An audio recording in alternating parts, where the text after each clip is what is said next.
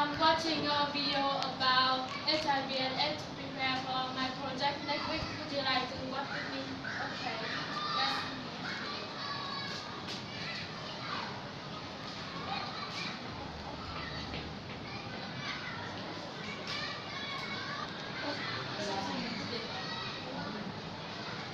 Million people worldwide, despite our efforts to prevent, treat, and better understand it.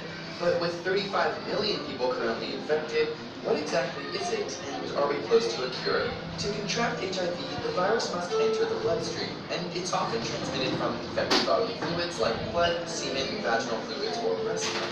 Once inside the bloodstream, HIV targets a variety of cells, but most specifically the T helper cells, which are a type of white blood cell that play an essential role in our immune system and fighting infections. The outer envelope of HIV is covered in glycoproteins, which mutate frequently, ultimately triggering it from infected bodily fluids like blood, semen, vaginal fluids, or breast milk. Once inside the bloodstream, HIV targets a variety of cells, but most specifically the T helper cells, which are a type of white blood cell that play an essential role in our immune system and fighting infections. The outer envelope of HIV is covered in glycoproteins, which mutate frequently, ultimately triggering the T cell receptors to not recognize the virus. Once attached to specific proteins on the T cell, it begins to fuse the membranes together and eventually enters the cell where it releases 2 viral RNA strands and 3 essential replication enzymes. Because HIV is a retrovirus, the RNA is transcribed into DNA, represented here by a zipper of 2 RNA strands transcribing into DNA.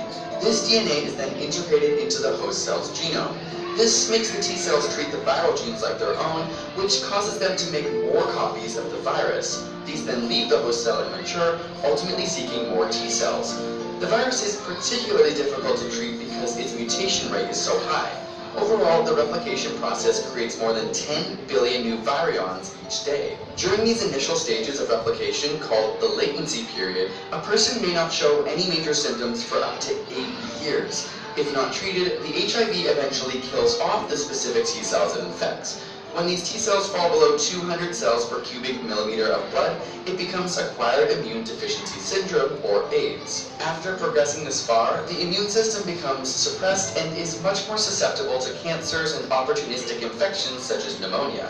A person doesn't die from AIDS, they actually die from an illness that the body could not fend off. Nowadays, there is medicine that helps fight these opportunistic infections, like Daraprim, which was recently in the news when Martin Shkreli of Turing Pharmaceutical decided to raise the price from $13.50 to $750 per pill. There are also antiretroviral drugs that slow the virus down by blocking certain enzymes which are required for the virus to multiply.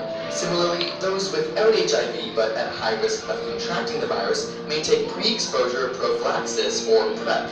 This works similar to antiretroviral drugs by blocking the enzyme reverse transcriptase. Thankfully, there is hope for a cure. A small population of people are immune to the HIV virus because of a mutation linked to the T cells.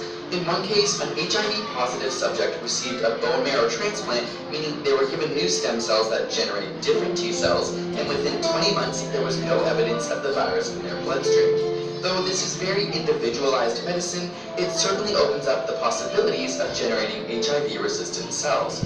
Combine this with other therapies and preventative measures like condoms, clean needle programs, and safe blood transfusions, and HIV/AIDS may one day be a thing of the past. Your sharing of this video is much appreciated in the effort to help spread knowledge and awareness. And a special thanks to Audible for supporting this episode to give you a free 30-day trial at audible.com/ASA. As you know, as you see in the video, HIV is a virus that attacks the immune system, which is our body natural defense against it. The virus destroys type of white blood called T helper cell, also referred as T cell. And if the HIV destroys more T4 and makes more copy of itself, a person who is living with HIV will find it harder and harder to fight infection and disease.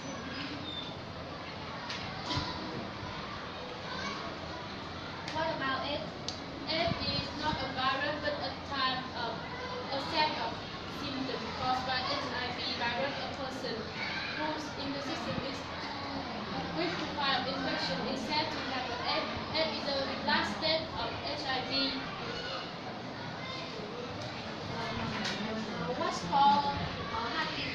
What's called HIV? HIV infection is called by human immune deficiency virus. You can get HIV from having contact with infected blood, semen, and vaginal fluid.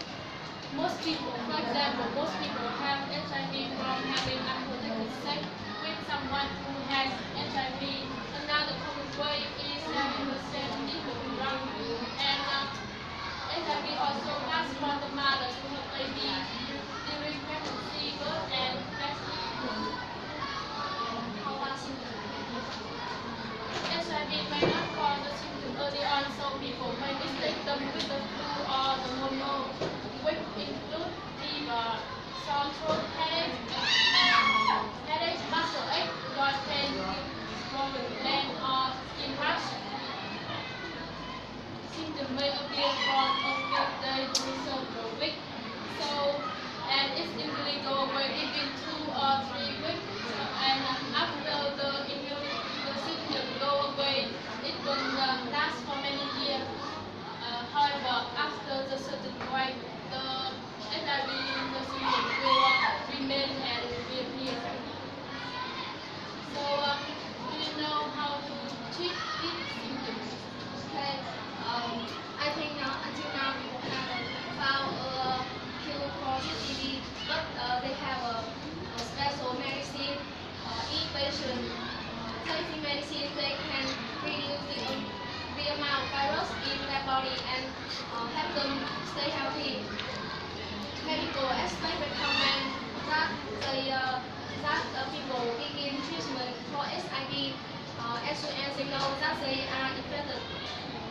After you start treatment, it's important to take the medicine exactly directed by your doctor. When treatment doesn't work,